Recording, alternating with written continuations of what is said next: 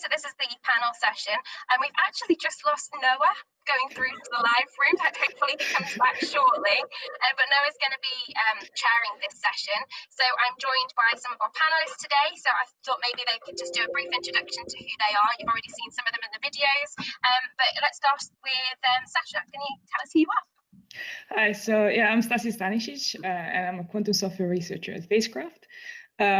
So my background is, so I was one of the cohort that came out of the Quantum Engineering Center for Doctoral Training, kind of like you, that you heard from previously. Before that, I worked for a couple of years as a software engineer, and now I'm in quantum software engineering, essentially. Okay, so I think I'm back. Is that right, Kim? Can people see me? Great, thank you. Chris, can you introduce yourself next, please? Sure. You've seen a short video about CATS, but my name is Chris Irvin. Again, I'm the CEO, co-founder of CATS Quantum Security. Myself, personally, I like to tinker with things. I built entangled free space quantum key distribution systems that worked across rooftops at the University of Waterloo and perimeter institutes for my PhD, a bit of a mouthful. Before coming to Bristol to partner some of the knowledge I gained in quantum encryption with their integrated sort of this tiny chip-based approach, first as a postdoc. And then I was very fortunate to move on to a lecture with that quantum engineering CDT, and I'm with Sasha there as well. We then created the startup CATS to help commercialize this technology. So that's sort of where we are today. Thanks very much, Chris. Araceli. Sure. So if you haven't seen my presentation this morning, I'm the founder of Cureka, Quantum Resources and Careers. A little bit about my background. I'm an aerospace engineer. I worked for Airbus several years. I'm making the story very, very short. I fell in love with quantum physics, decided that I had enough of management for aerospace, and moved to Scotland to do a PhD in quantum physics.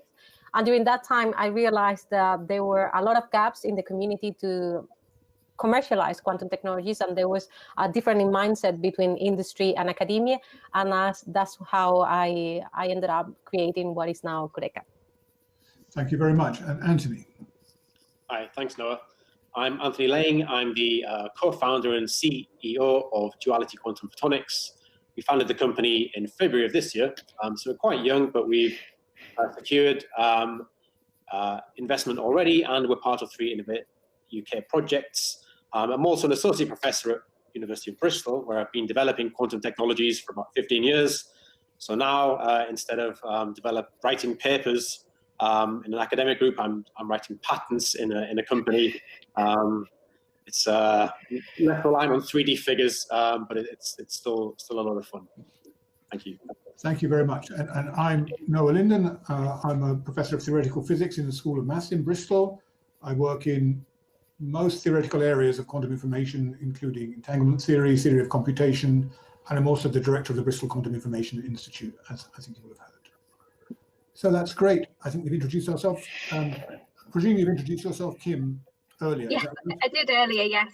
So for this panel session, if people have got questions, you can put it in the chat box. We've got a few that's already come in. Or if you want to be brought up to the stage to ask your question live, you can raise your hand, which is along the right-hand bar, and you just click that button and we'll bring you up to the stage to ask your question. So, Kim, should we ask people to say their question even if they put it in the chat? Yes, they can do, yeah, of course. Yeah. So, Andrew Gray, would you like to tell us what your question is, please?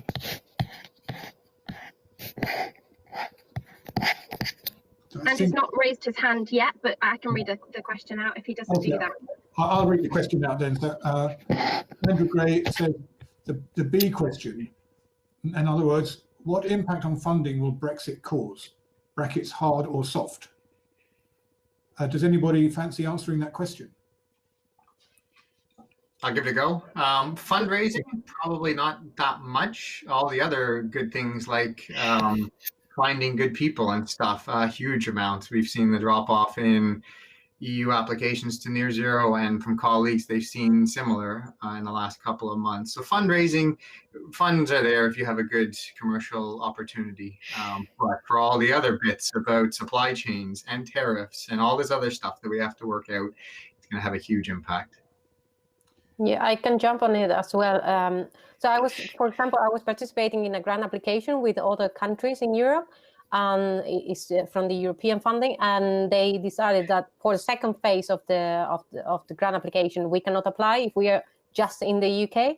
So yeah, I think there is a big impact, and I think the worst is we still don't know what this means. We are really close to the deadline, and there are no clear guidelines for that. Yeah, so maybe I'll just say a word, Noah. I think I'd probably sort of chime with what Chris is saying there. I think in terms of funding, there hasn't really been any impact for us. If anything, there might be a boost, which is that the UK will be seeking these bilateral relationships with other companies. So we've just won a UK-Canada grant sort of from Innovate UK. However, in terms of hiring, I think that's where the real challenge is going to come, because the pool of sort of talent that you can easily recruit from is now a bit sort of smaller than it was. I mean, obviously the world still, there's the whole world to choose from, but it was just so much easier to kind of get those inroads into the European countries. So I think there's a sort of a bit of work, extra work to be done there for companies like ours. Yeah. Just maybe a quick follow-up to that as well. I think we also find that, for example, with things like interns, it's not almost feasible to do EU interns anymore because of the fact that you have to worry about the visas now and so on. So recruiting full-time staff maybe not as much of a challenge as the interns will be. Yeah. Sorry, Sasha. I was just going to, same thing. Startups just can't afford the cost of a visa. It's the cost of a person times 2. It's ridiculous. Yep. I mean, one thing I've noticed on the academic world is I think it's not easy to quantify, but a sense in that people from Europe and even from the US are a bit more reluctant to come to the UK at the moment. But on the more positive side, I mean, it's not quite Brexit related, but we've learned a lot about how to collaborate internationally by electronic means. And so I think certain activities, you don't need to be in a country. And so I think we are going to learn. I mean, it's very hard for hardware people, but for software people, I think we are learning how to not to be so sort of set on being in one country rather than another.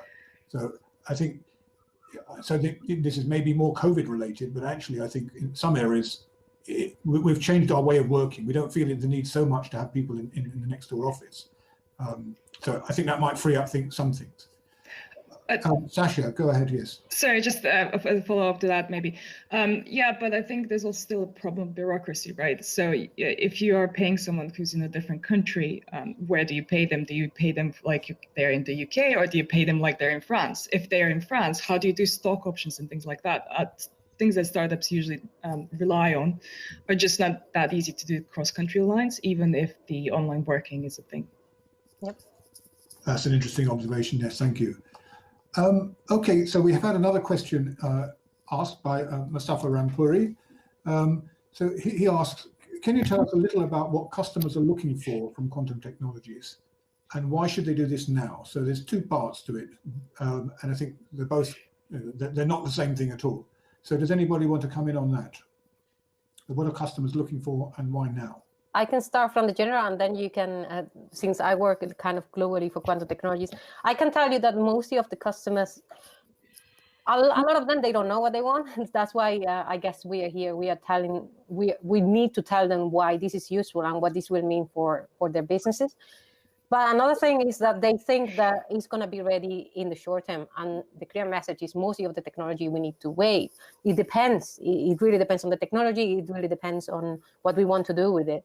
So I think one of the issues that I have found is that a lot of people are thinking that if you're not going to use it in a couple of years, they don't need to get involved. And we need to change that because, as I mentioned in my talk, we are developing the applications at the same time that we develop the technologies. We need to bring the awareness to the users, to the people who are going to use the technology, to understand why it's important to get involved in the earliest stages of the development. Yeah, Eric Shelley hit it on the head. Is customers want solutions to their problems. I mean, that's the only thing they sort of want. That's what they'll pay for. Why to get into it now is it's such a different way of doing things that you can do a lot of small things, small investments now. Essentially, that's what it is. A company's making a small investment now because it's such a different way of doing things, because there are small scale computers to play with and start to upskill your workforce so that you're prepped and ready to go when the bigger and bigger machines get on. And the thing, this naive notion a little bit in the early days of the UK quantum program that the multinationals, the Googles, the Airbuses of the world, were just going to dump billions into the area. And then, like every other company, there's very few that have money to burn, that they're going to do smaller forays and figure out where they can use it. And so it's flip that. Every company can be just like a Google in terms of getting in early with small projects. And that's often missed as the lifeblood of startups, because startups can raise investment when they show revenue, and it doesn't have to be huge revenue. It just has to be some revenue as market traction. So lots of companies get involved in a 5K, a 10K consultancy project. Then you get into this flywheel where then a startup can go and raise more money to develop faster and bring them a better solution to a problem, and away you go. So get in early. Certainly from our area of encryption, it might already be too late because it's going to take so long to put new solutions in place. So early was probably 10 years ago. But get involved. Small is fine. Little projects. Anthony or Stasha? For quantum computing, I think the kind of customers that are getting interested now are the big companies, so big pharma, finance houses, and so on. And I think there's a kind of a combination of factors driving it. One is, there's an increase in sort of noise around quantum computing, and I think the people within those companies are just interested to know what is it all about. So they know that it kind of exists, and that something is probably coming down the line, but they just want to understand a little bit more about sort of what are the likely timescales and what's the real impact. In addition to that, I think there's a kind of a fear of missing out. So if one pharma company is putting together a team around quantum computing, then and you'll not long after you'll get a phone call from another pharma company sort of asking you about similar things. And then there's just the technology edge. So in the way that sort of stock market deals are done, those small nanoseconds can count. That's just one example of where a technology edge can mean the difference between sort of gains and losses. And in drug design, it's about the sort of the development cycle. The models that they have are also typically not that useful in the end in terms of sort of deriving force fields and so on. So I think after the kind of understanding what is it all about, getting past the fear of missing out, in the end you get down to the kind of the fundamental opportunity to do something really new in terms of their R&D activity. Maybe a bit of a follow-up as well. We're kind of platform agnostic, so for us, we're already kind of getting to a point where these near-term devices that might actually offer some kind of advantage are coming, or some maybe have come out already. Some are coming in the next couple of years. So I think for the customers that we're looking to collaborate with, or are collaborating already with, it is kind of like we are looking at data now that might actually be useful. We are looking at improving things in these next couple of years. Yeah, Stasha, some of your co-founders have done real experiments on quantum hardware. I think it was with BT to show improvements in network optimization and stuff. Like, it's here and now helping out. Yeah, exactly. I mean, I've got people on the panel who are more on the computing side, and others who are more on sort of the single photon or small number of photon side. I guess there really is quite a difference here about what the now means. I mean, a large-scale quantum computer which can solve problems you care about is not there yet, but you can buy and build small-scale devices. So do you think that the now means something different for someone like you, Chris, and someone like you, Anthony? I mean, yeah, I think for quantum security, the now is now, and for quantum computing, the now is kind of proof of principle. Still, sort of the next step of what we've been doing in academia. In academia, we've been doing, a handful of qubits experiment. Now we know that we need to sort of ultimately get millions of qubits, but we're in the bit in between, where we need to be less non-trivial. We need to really address commercially relevant questions, not just stuff that's sort of appealing as an academic. So the now for quantum computing is that bit in between. It's sort of getting ready for when we really improve the hardware and have an architecture that can bring those things together. Thank you very much. We have a series of themes here, but I think we are starting to get a number of questions in the chat. So I think I will take them. So they are somewhat dotting around topics, if you don't mind, but I will just take them in the order which they've come. So Andy Collins has asked, how's it been managing the transition from, quotes, the day job, unquote, to a company? And what's the time balance like? So a number of you I know, of course, have been in academia. How Andy's do you... just coming up to the stage now, so he can... Hello. Hi, Andy, go ahead. Hi, sorry, I jumped the gun a little bit, but thanks, Noah. But basically, I'm aware that many of you are sort of, Stasia, you're full-time, but the rest of you, yourself included, you've got industry interests as well. How are you balancing the time between, or managing that transition as you move from a more academic background into full-time company work? What's the overload like? And I appreciate, without prying into home life balance as well, I'm imagining there's a lot of hard work and juggling there. So I'm just interested to get the panel's thoughts on that and tips you've got for managing that transition and the motivation behind it. And that's all from me. Thank you. So, I mean, Anthony, I think you're right in the middle of it in a way. You've got your feet in both camps. What's your experience? Yeah, the first bit of the question was, what's it like? It's a little bit like an athlete sort of training for a new sport. And it takes a little bit of time. Remember when Michael Jordan tried baseball for a while? He wasn't brilliant at baseball in that first season. So it's a bit like that, but you've got to do it really quickly. So the sort of founders in Duality are all very good academics, but we really knew very little about operations. I was at the showcase on Friday and sort of said the same thing, which is we didn't have an accountant, didn't really understand what VAT registration was, didn't have a lawyer. We've got to write all of these patents. We didn't have a patent attorney, so there's a problem there, right? So there was all of that we had to really get to grips with really quickly. And then, how do I balance that with academia? Well, I guess one thing that helps is that it's not, it's the same sort of expertise. It's not like I'm starting a company, selling flowers or something. So that kind of helps. The other thing that helps in the end, the way that these things always work, is that you've got to have a great team of people that work with you. So although it's sort of my face at the moment, on the academic side, my postdocs are super fantastic. Can't praise them enough. That they really sort of drive things along. And then in the company as well, somebody like Alex Greenwood, who's the operations manager, is just an absolute wizard in sort of moving these things along. So I kind of do my bit in both worlds, but I couldn't really do any of it if it wasn't for the teams. And Chris, I mean, you're at a slightly different stage of the journey, but you were at one point with a foot in both camps.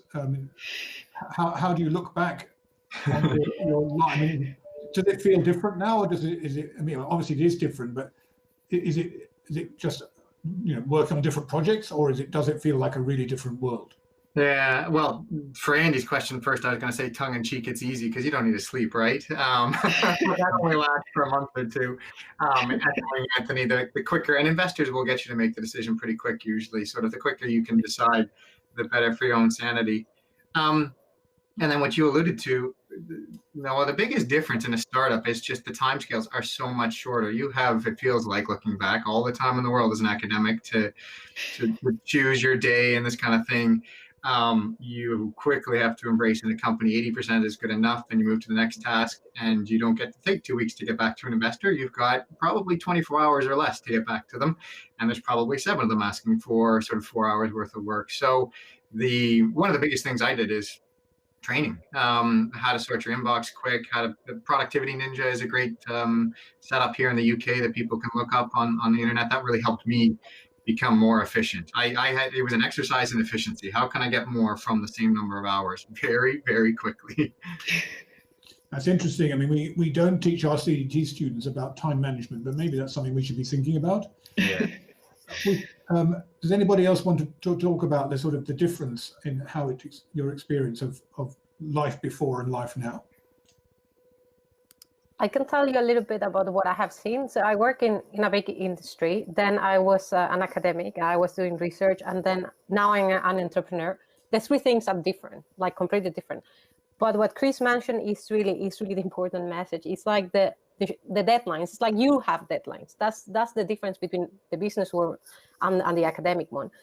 And I think kind of learning that is you need time. And what I would say is if you find a quantum startup, they are mostly academics. Probably they need someone with a business experience and maybe not the technical knowledge. And then the opposite, I have seen people that they are business people and they are creating a quantum startup. What do they need? They need the know-how, the technical knowledge. So I think both things are as important in order to thrive a business.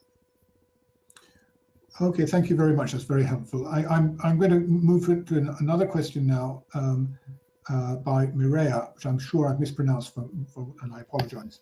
So it was said earlier that finding funding is not a big problem. However, the commercialization of quantum technologies funding stream of Innovate UK has been cut, forcing quantum companies to compete in the open round. Could you comment on that, please? Does anybody here have experience with Innovate UK, or are you worried about it? Yeah, we're part of 3 Innovate UK projects. I feel the opposite with Innovate UK projects in the quantum technology stream, and there's a lot you can join, and sort of you've got to be. I think so. Maybe a slight shift in duality is that even before we were incorporated, we were invited to join, a bunch of different Innovate UK projects, and we said yes to all of them. Before we really had a kind of strategy in place. I think our strategy was just to say yes. And now, we're a bit more sort of evolved, and really we'd only say yes to Innovate UK projects if they really aligned with a kind of our sort of technology roadmap. So I think Innovate UK projects are great, particularly at the very start. You can sort of amplify the funding that you get through an Innovate UK project because of every pound that you get from sort of a private investor or a customer, you can triple that through money that you get from Innovate UK.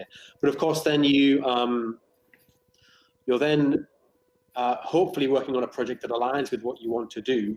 The danger is that you get pulled in different directions, and you sort of it starts to look a little bit like academia, which is nice in some sense because it's kind of a familiar environment, it's collaborative and so on. But you really need to protect your IP, and so just to summarize, with Innovate UK, I think that those projects, the thing to do is to limit the number of projects that you get involved with and make sure that they're really aligned with what you want to do as a company. Anybody else have positive or negative experience with Innovate UK or worried about the current situation? Chris?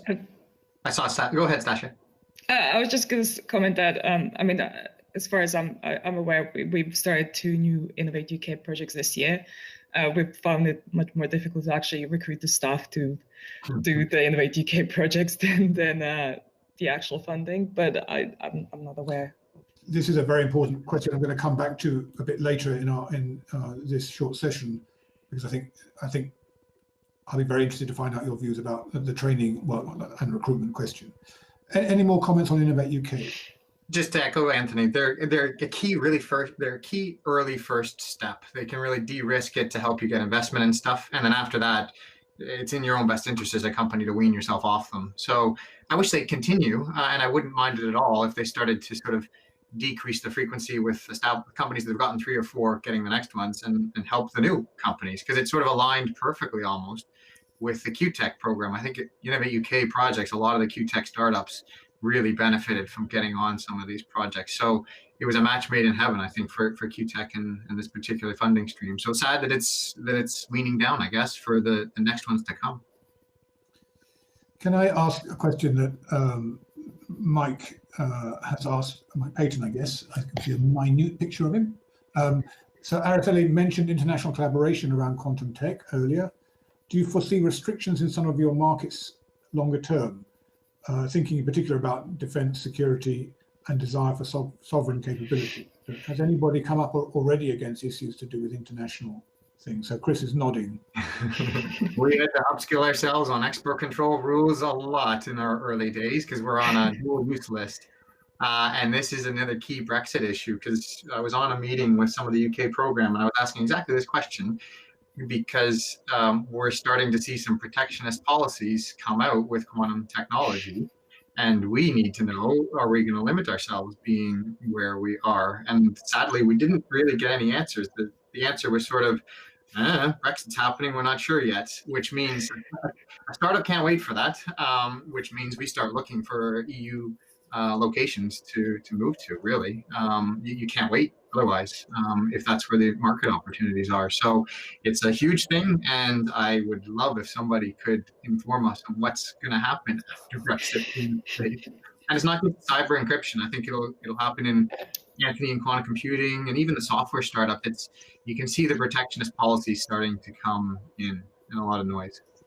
I had an extraordinary email today asking whether there was an export control issue to do with my quantum information theory lecture course. I believe the answer is no. I've never had an email like that before.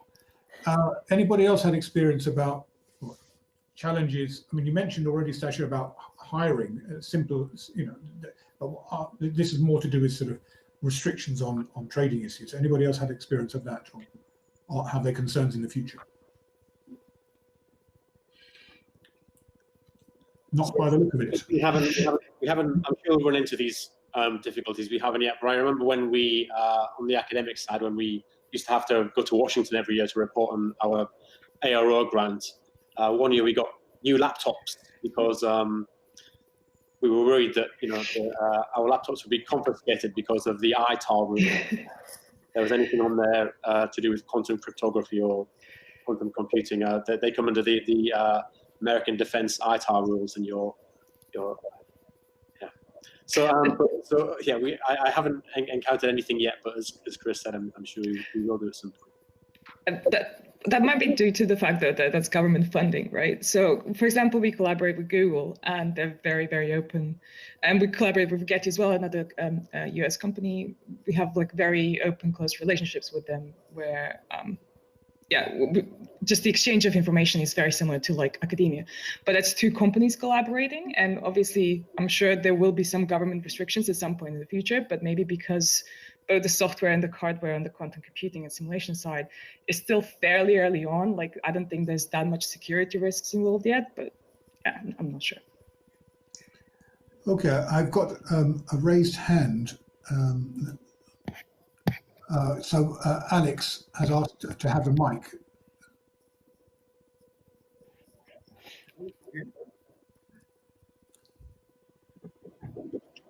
Alex.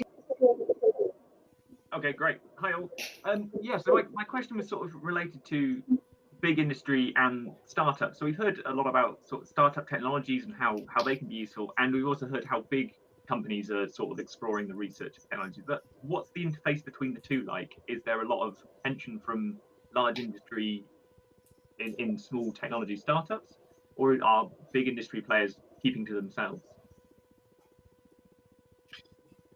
I'll try off. It sort of was the genesis for Q-Tech. I can remember being at a session with these large industry, the major industry players, is usually what Innovate UK calls them. So you had the Airbuses and the Boeings and all these ones around the table. I forget exactly who was there. I think it was Martin from Airbus piped up and said, I mean, this is sort of their lifeblood, is R&D departments have sort of been outsourced in our current model to startups. There's not too many Bell Labs lying around anymore. And this works well because the startups try and they have the agility to try new things quickly, efficiently. This is where investment and investors get into the pool. And then once one of it sort of catches on, a big company buys them. And in between, they'll be going back and forth. The startups are sort of like a buffer to academia because the first phase of the hub created new prototypes, but they were not interested in versioning them and all that overhead that a big company needed to know that if we take this version of it and we'll get this next version, and you're going to keep developing it. This is not what academics get paid for. They get paid to write a paper on the one and only one working copy of it and move on to the next one. So startups are a nice buffer for big industry. We can develop and version things and be this nice buffer, and then once we get it to a certain state, they can buy us. And this was sort of the genesis for QTech. It was missing in the quantum program in the UK, and that's sort of where QTech came in. So absolutely crucial. I think we are to some extent their R&D labs, and they're starting to interface with us with sort of small projects. Anybody else have particular experience with the relationship between large and small companies? I can say, for example, for my experience, what I have seen is that there are, in the last years and at present, as Stasia said, we are really early in the development of this technology. So it's more a collaboration way of working. It's like, let's see how we can work together. This is what you continuously hear. It's not like, there is not a huge competition at the moment, but this probably will change. And following of what it has been said, I think a lot of companies, they will end up either buying startups or building their capabilities within the company. And this is something that I think is starting to emerge as well. Maybe I would just add one small thing, which is that big companies, especially if they've been around for a long time, there's a lot of internal competition within a big company. So, I won't name the company, big petrochemical company. So I guess that narrows it down a little bit. But we were sort of speaking very enthusiastically to one part of that company, while the other part of the company was not happy about that. So in the end, we just sort of withdrew. It was sort of the simplest thing to do. But it was so I think those big companies, it's almost like a political party where they have different wings or many wings, and you sort of very quickly can run into the conflict between them. I think ideally what you want to do is to try and get high up the chain as quickly as you can to avoid that kind of thing. So a question which was a bit earlier on was a slightly focused question, but I'll ask to see if anybody has any comments. So do you expect, from Andrew Gray, do you expect most quantum sensors to be photon-based and able to operate at room temperature, as opposed to, say, silicon-based cooled? So we're talking about quantum sensors here. Does anybody have any experience of this? I think there'll be all sorts. Certainly some photon-based ones. We saw QLM in the pitch video. There's a company, I forget which company they're in the EU, called Envision, that's doing sensors with NV sensors. So that's a diamond-based sensor. I think you'll see all sorts. The superconducting ones, I bet you can turn them on their head, and all that noise in the system becomes now a sensor that you can pick up. I think it'll be all sorts. Yeah, so it depends on what you want to sense. So if you want to sense changing magnetic fields at the sort of nanoscale, then NV sensors are your sensor. If you want to remotely sense methane through sort of a particular wavelength of light, then photon sensing is what you want to do. Okay, thank you. So I did want to have a chance to talk about an important issue for me, which is training and skills. So certainly in the academic sphere, we find it very challenging to recruit, particularly postdocs, not PhD students so much, but postdocs. There are so many opportunities around the world. And I just wondered if each of you could say a little bit about what, can you find people of the right quality, and what type of people are they? Because I think that's also an interesting thing. I think there's a move. Initially, of course, you just wanted people who have quantum information experience. But now, of course, when you're starting to build products, it's not only that, it's engineers. So I'd be very interested to know what your experience of difficulty in recruitment and what type of people you're looking to recruit. So shall we start with Stasia? What's your experience in Phasecraft about the recruitment issue? And I'll come back to the pipeline in a moment. Yeah, so we've been actually trying to recruit for some of our grants recently, and it's been quite slow, much slower than you would expect it to be. And I think it's a mix of things, which is there's probably parts of the projects that could be done by people that, for example, have software engineering skills and don't necessarily have quantum skills. Ultimately, like if you have linear algebra knowledge, you could probably do some things within these projects. But I think people maybe seeing the word quantum, it terrifies them and they don't know what it's about. But then there's also the problem of actually finding some specialists as well. And yeah, with things like Brexit and so on, it's definitely becoming more of a concern, I guess. And especially when I think that the 3 full-time staff that we have on board, we're all foreign. so it's definitely a big challenge. And I don't know if there's a maybe more internships that would help with that. Maybe more training programs where you could retrain people that have maybe even like data science and so on, like people that are in that kind of field being retrained to do certain things that would fit the quantum field. When it comes to quantum software, at least, completely different challenges if you're doing hardware. But yeah. So Anthony, what about you? Do you have the people you need, or people you have money for, or are you looking to recruit? And is it a challenge? Yes. So right now we have the people that we need. I mean, we're still fairly small. You know, we'll be 10 people in January. But we haven't had a problem recruiting so far. As we sort of scale up numbers later on, I guess we'll find out. But I think in terms of sort of skills, you know, for photonics hardware, quantum information background isn't that crucial really. I mean, it helps, but if you want somebody to sort of fabricate devices, then you know the hardware is obviously classic. I think recruiting is helped if you have some sort of critical mass of expertise inside the company, or at least a few people kind of already that a potential recruit would kind of recognize. I guess what you're trying to do a few things when you recruit somebody. One is show them what their life will be like inside the company. Do they imagine kind of a positive, happy future for themselves? And if they see people they know and they can imagine working with inside the company, that just becomes sort of easier for them. I think physicists, scientists like a detailed plan. So I think in addition to, you really want a vision that will inspire somebody and make them feel that they're sort of going to achieve something that's bigger than anything they could achieve sort of by themselves.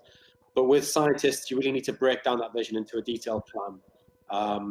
It needs to be kind of concrete, and they need to understand how they can kind of contribute. What will their bit be? Because sometimes the vision of creating a quantum computer it's huge, and it's kind of quite daunting. And if people can't see how they can sort of fit in there, it might just be a bit overwhelming.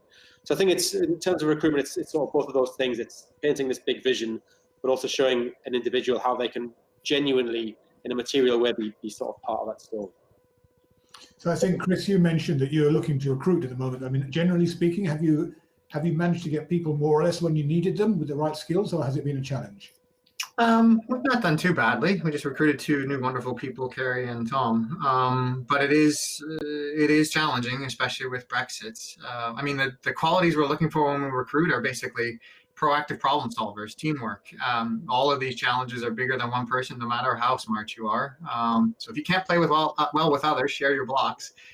Know when to lead, when to follow, and when to ask for help. You're sort of a no use to us. And the beauty of COVID's accelerating sort of the non-standard academic route now. I mean, I think we are going to see the demise of the standard university program. There's all sorts of massive online learning systems where you can go and learn about quantum computing, play with it. I think it'll be the kids that get us a much stronger quantum intuition than me, because they'll get exposed to it earlier. Because we have a wonderful software programmer at CETS, Rob Denman, who's had a very non-standard route, and he's an absolute superstar at CETS. We have a little Super 7 series that you can go read more about him. But the beauty is there's all sorts of non-standard routes now to find these people. And it's the earlier people get involved, the better they'll be for it. Their quantum intuition will develop. Araceli, what about your experience? I mean, yeah, can you get enough people? Yeah, I have to be biased here because this is what we do. we retrain people and we work with companies who are recruiting. So I will talk to all of you later. So I would say we have a huge database of people looking for jobs, and I talk to them personally because I want to understand exactly what they are looking for and what their skills are. And not everyone is a fit for absolutely any quantum company, but some, they have very specific skills that can be used. Whether there is a fit between what the company is looking for and the person right now, that's another question. And that's what we are trying to do. But there are a lot of people, like, I think, following what has been said, is the motivation. So many people that they are just so motivated to learn quantum and jump into this new world, even people with 20-30 years experience in another market, and they just want to be part of quantum. And also people with a lot of business experience that they want to help quantum companies, but they don't know how to do it. So yeah, it's kind of the issue that is found from both sides. And yeah, this is exactly what we are trying to do at the moment. So we're getting towards the end, but I think I'll take just one more question from the chat, which is different from the others, so I think it's an interesting one. So it's Sean Devane from Bath. So it's often said that entrepreneurs fall in love with the solution, with their solution, when they should be in love with the customer's problem. How do you get access to the customer and their needs? Anybody like to have a go at that? I could start. I think I read that one just in the chat myself, and I'm glad you picked it out. I think what I recognize there is entrepreneurs fall in love with the solution. That's really what academics do as well. So you have an idea, and all you have to do there is sort of write a paper and make a case in the introduction that it's going to be relevant, and you might get it published. But that doesn't quite work in the world of business, and you really do need access to the customer. So for Duality, what that's sort of translated into is looking for use cases. So with making relationships with those companies that will ultimately be your customers, even if they aren't customers right now. And perhaps this is where Innovate UK projects can really play a role as well, and forming collaborations where you can kind of scope out customers, understand their use needs, and really sort of build your technology toward a particular end product that's a bit more specific than sort of a general purpose quantum computer. So how do we get access? Networking, Innovate UK projects, events like this. And then, so for us, what that really translates to and what we're really keen to do is to get more use cases. So I'll just take one more answer. I'm sorry for those if you all want to talk, but does anybody else want to give a final view on that? Well, I'll plug Sean's own program. So Bath, 4 other universities partnered together to do Set Squared, and certainly for entrepreneurs, for academics, there's IQR Program, which their tagline is get an academic to go talk to 100+ customers, and they'll pay you to do it. That's how some of Ket's stuff got started. So go and take advantage of this, because they've rolled it out nationally. So if you're an academic in a university, apply to this program. It's free money to travel the world, COVID permitting, and go and talk to customers. And then in a startup, it's up to you to get in front of customers. And the beauty of right now is quantum is hot. So you'll get a lot of introductions for free. People just want to chat about it. And one of the tools that works really well for us is just talk to them early and often and put a bunch of straw person, likely wrong propositions in front of them. That's almost a better sometimes, because people can't help but tell you all the ways you're wrong. And then you learn what you actually have to build. So it's simple. I mean, it seems simple. Just go talk to a bunch of people. Networking, it's all about the network and then that next introduction and stuff. But use IQR. If you're an academic in a university in the UK, go and look up IQR. Thank you, Chris, for that nice plug. I think your check is in the post. One of the things I often say is this interaction with companies. One of the things which can happen and is the most exciting potentially is quantum computing in particular is just different from digital computing, and it could be that some of the things that companies just have put in the too difficult to answer bucket are the sorts of things which a quantum computer might have a completely different view on. So don't just solve the problems that they think they want to solve. At least ask the question about, are there some other things which they sort of say they're too difficult to do? At least have a conversation about whether a quantum computer, for example, might have a different way of thinking about it. Well, I'm really grateful for the panel. It's been a very exciting and interesting set of questions and observations. I'm in your hands now, Kim. Yeah, so that's the end of the session today. So thank you so much to all of our speakers, the panelists and the companies. I'm going to open up the social lounge shortly, and you'll be free to meet the companies on their round tables. To join the table, you simply need to click on an empty seat, and then you'll be linked into a video call with them. Before you all go, we have got another couple of events lined up this week, including tomorrow afternoon. We've got a session on quantum and deep tech entrepreneurship in Bristol, where we'll look at how research is commercialised, the highs and lows of having a startup company, the support available in Bristol for deep tech startups, and we'll also have a really exciting launch event for the Quantum Technology Innovation Centre. On Thursday morning, there's going to be a quantum discovery workshop for companies who are interested in finding out more about quantum computing and quantum algorithms and how this can be applied in industry. And then details about the upcoming events I've added into the chat box, so you can have a look and click on those links there to register. Finally, massive thank you to you guys, the attendees. We really hope that you've enjoyed it, and I'm really looking forward to meeting you at some of the social lounge tables shortly. Thanks so much, everybody. Thank you. Thanks, Bye. everyone. Bye.